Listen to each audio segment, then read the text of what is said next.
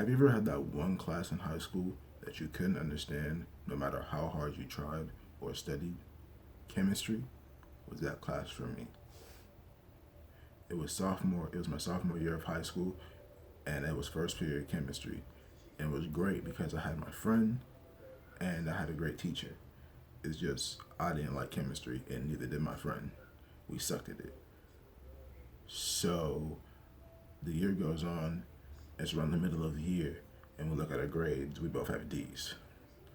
And it's really bad because there was a test around the corner and we had a break, and because of the break there was going to be a progress report, and by that time, by the test, the progress report was going to show us having F's, and we couldn't have that because we was going to get in trouble, like big trouble.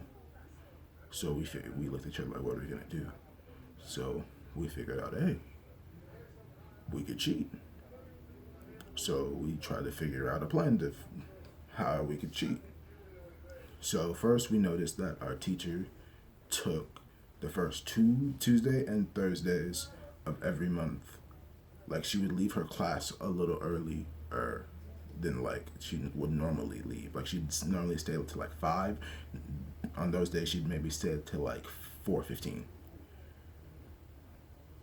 And then we'd go in there, we talk to her until 4:15, and then as I was talking to her, my friend would go back to the back door and put a rock in the door because the class had a back door that we could go through to get inside.